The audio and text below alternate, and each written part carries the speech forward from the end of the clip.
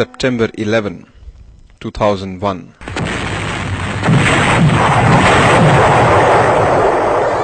Terror and hatred strike the heart of New York City. Religious fundamentalism injects its ignorant poison. September 11, 1893. The unknown monk from India, Swami Vivekananda, rose to the platform of the Parliament of Religions, a part of the great Words Columbian Exposition in Chicago. His opening words seem aptly to the point when he said, "Sectarianism, bigotry, and its horrible descendant fanaticism have possessed long this beautiful earth. It has filled the earth with violence, drenched it often with human gore, destroyed civilizations, and sent whole nations in despair. As the different streams, having their sources in different places, all mingle their water in the sea, O Lord, so the different paths which men take through different tendencies, various though they appear, crooked or straight, all lead to Thee." The Parliament brought for the first time in history the representatives of the world's great religions together in one place. Vivekananda became the undisputed hero of the Parliament and hereby introduced for the first time in history the ancient knowledge of the Indian race to the modern world. Swami Vivekananda made it his life work to bring about the unification between modern science and spirituality. A disciple of the illustrious saint Sri Ramakrishna Paramahamsa, he reformulated the ancient Vedic scriptures of the Hindus in modern language. His teachings were based on the Vedanta philosophy, literally meaning the end part or essence of the Vedas. Vedanta speaks of the divinity of the soul, the conscious divine principle inherent in man and the entire creation around us. It does not deal with personalities, but is a holistic, universal philosophy applicable by all, irrespective of religious denomination or background. He defined the gist of Vedanta as follows: each soul is potentially divine. The goal is to manifest this divinity within by controlling nature, external and internal.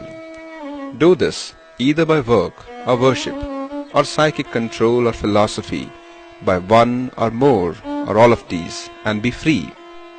This is the whole of religion. Doctrines or dogmas or rituals, or books or temples or forms are but secondary details. Though living 100 years ago, Vivekananda foresaw that the eternal message of Vedanta would be better understood in times to come as science advanced. Also, its relevance for modern man living in an increasingly complex world was to become clearer as the world progressed. He wanted to make him understand that the concept of the divinity of the soul would be the only way at harmonizing science with the different world religions.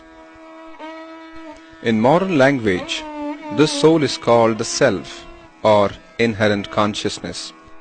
Some quantum physicists are recognizing a singular consciousness as the source of all creation.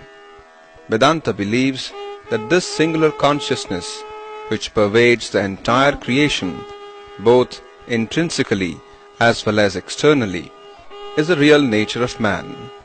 It believes that this is what we call God. Vivekananda had some startling teachings regarding consciousness that finds its highest expression in a human being. In order to convincingly understand how consciousness manifests in man, one needs a closer look at the evolutionary process of our universe. Consciousness first got manifested with what cosmologists call the Big Bang.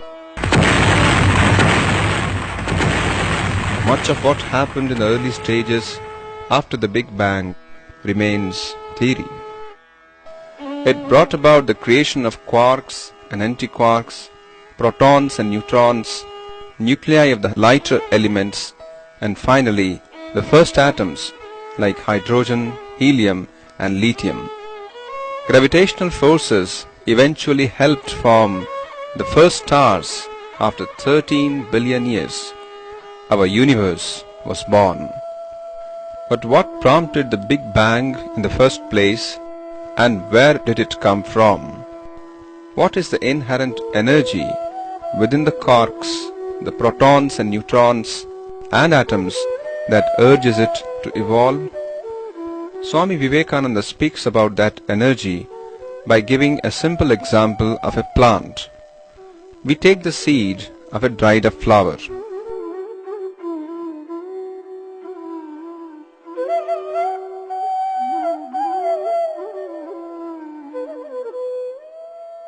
We plant it carefully, and soon a small plant peeps out. It slowly grows, becoming bigger and bigger, until finally it becomes a full blooming plant. Then withers and dies, leaves again new seeds, so it completes a circle. This circular process of the stages of seed form, growth, reproduction, death, and new seeds is uniform throughout the universe. It is the cause giving rise to the effect that in turn again produces a new cause. Vivekananda introduces two different concepts. In the first, he talks about evolution versus involution. By involution, he means that what is to be evolved is in its primary seed stage involved. So the evolved universe already existed before the Big Bang in an involved state. Something is involved. It evolves and again involves. This is a circular movement.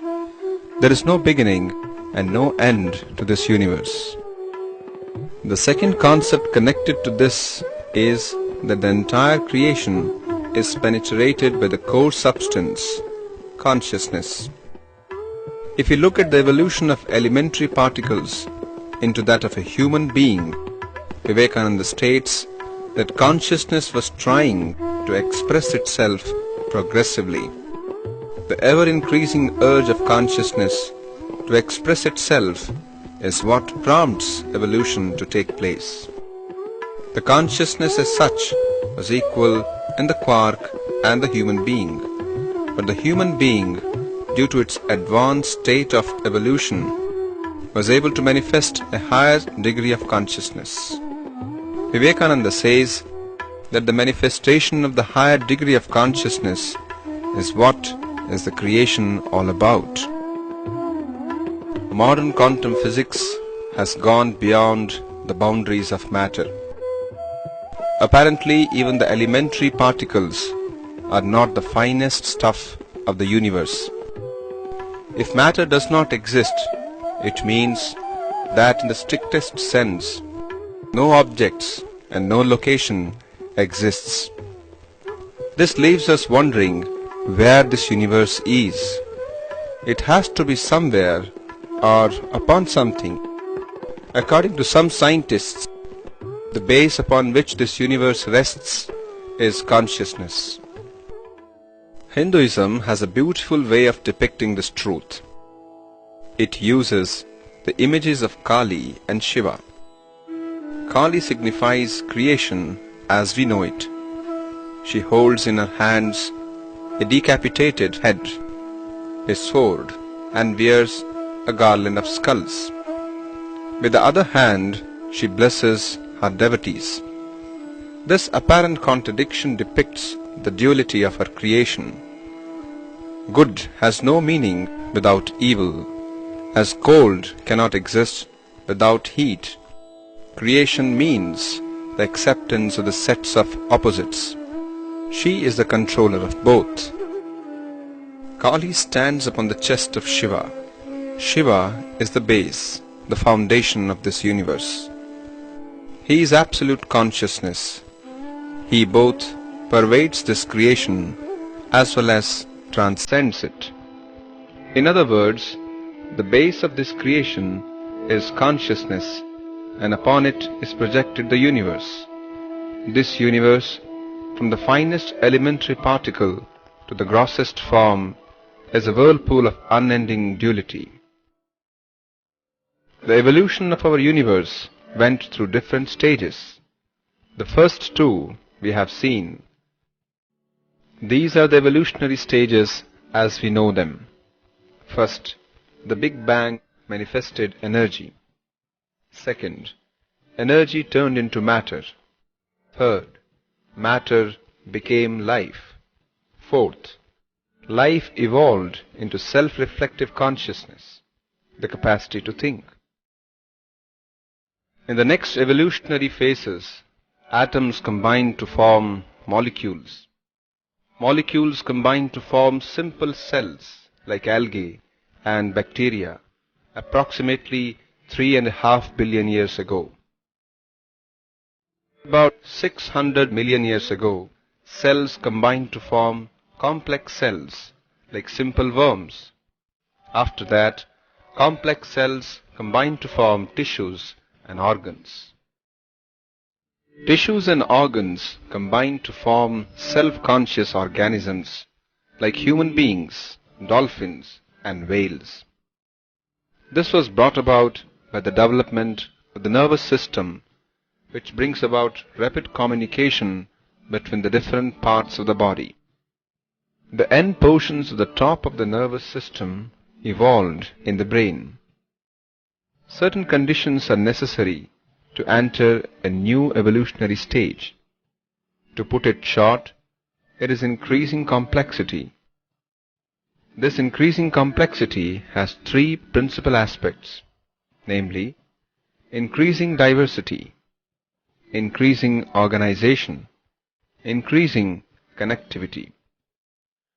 The same increasing complexity occurred during the development of the human brain, resulting in the formation of the brain cortex, the thin layer of nerve cells wrapped around the outside of the brain. It is this addition of the development of the brain that is responsible for thinking, knowing, perceiving, and consciousness. And so man, with self-reflective or I consciousness, came into being. For the first time in the course of evolution was consciousness able to express itself consciously. By introducing his views on cosmology and Vedanta, Vivekananda faced enormous opposition from different quarters.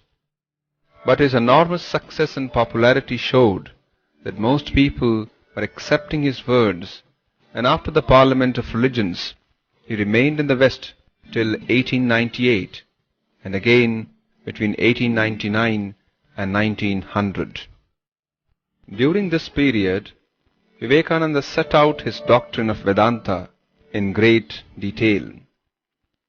Intensely practical, yet profound, the Vedantic message was the necessary fusion between the spiritual urge in every man and the use of his intellect. Vedanta redirects man's attention to its source, that of pure cosmic consciousness. The evolution from the tiniest elementary particle to the human body and mind has been there for just one purpose, that of manifesting increasingly higher states of consciousness. The quark was able to express just a bit of its inherent consciousness due to its primitive structure. A human being can express the highest levels of consciousness through its advanced structure. Yet the human body and mind are mere instruments. In itself, they are transient. Consciousness is what is the true, underlying, unchanging reality. Non-attachment and constant awareness of absolute reality are like two wings of a creature that can fly from the plane of mortality to the heights of immortality. When the self gets reunited with its source of absolute cosmic consciousness, one attains what throughout the ages has been described by countless saints and sages as liberation, mukti, nirvana, or mystical union. Spiritual aspirants are those people who try consciously to speed up this evolutionary process. They don't want to be bound by the limitations of their body and mind. Mankind has no doubt evolved from the times of the primitive caveman, but individual progress is possible ahead of the slow evolution of collective humanity. This is possible through yoga, which means the union between the individual consciousness and that of the Absolute. Vivekananda defines 4 yogas: the yoga of work, karma yoga; the yoga of knowledge, jnana yoga; the yoga of love, bhakti yoga; and the yoga of psychic control, raja yoga. The practice of one of these yogas, or a combination of them, enables a human being to transcend its body-mind boundaries and reunite itself with the cosmic consciousness. By giving this knowledge to the world, Vivekananda has redefined the meaning of religion. He gives mankind an ideal and a tool to control its own growth and liberation, since freedom is our true nature.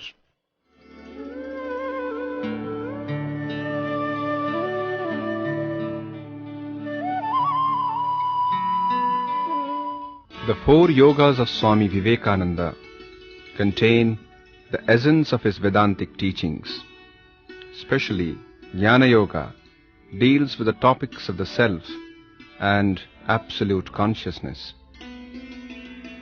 A beautiful collection on the essence of Vivekananda's Vedantic thought is the book Vedanta, Voice of Freedom. Note also the 2 booklets on Advaita Vedanta and Practical Vedanta. All of Swami Vivekananda's writings and lectures, however, can be found in the magnus opus, the complete works of Swami Vivekananda. Listen to some of Swami Vivekananda's beautiful Vedantic ideas. Always discriminate between the real and the unreal, and devote yourself heart and soul to the attempt to realize the Atman. Always think that this body is only an inert instrument, and the self-contained Purusha within is your real nature. Always try to get absorbed in the eternally present Atman. Let every man and woman and child, without respect of caste or birth, weakness or strength, hear and learn that behind the strong and the weak, behind the high and the low, behind everyone, there is that infinite soul, assuring the infinite possibility and the infinite capacity of all to become great and good. The natural universe is a result of the limited consciousness of man. When man becomes conscious of his divinity, all matter, all nature, as we know it, will cease to exist. Undifferentiated consciousness, when differentiated, becomes the world. But evolution must be brought in accordance with the more exact science of physics, which can demonstrate that every evolution must be preceded by an involution. This being so, the evolution of the vasana or will must be preceded by the involution of the Mahat or cosmic consciousness. Our present consciousness is only a little bit of an infinite sea of mind. Do not be limited to this consciousness. Look not for truth in any religion. It is here, in the human soul, the miracle of all miracles. The human soul, the emporium of all knowledge, the mind of all existence. Seek here. Do not identify yourself with anything. Hold your mind free. All this that you see, the pains and miseries, are but the necessary conditions of this world. Poverty and wealth and happiness are but momentary. They do not belong to our real nature at all. Get away from all books and forms and let your soul see itself. Hear day and night that you are the soul. Repeat it to yourselves day and night till it enters into your very veins, till it tingles in every drop of blood, till it is in your flesh and bone. Man should hunger for one thing alone, the spirit, because spirit alone exists. You must take off your mind from lust and lucre, must discriminate always between the real and the unreal, must settle down into the mood of bodilessness with the brooding thought that you are not this body, and must always have the realization that you are the all-pervading Atman. You must end where you begin, and as you began in God, you must go back to God. Ramakrishna Vivekananda Vedanta literature is published from 9 publication centers of the Ramakrishna Mutt and Mission spread all over India.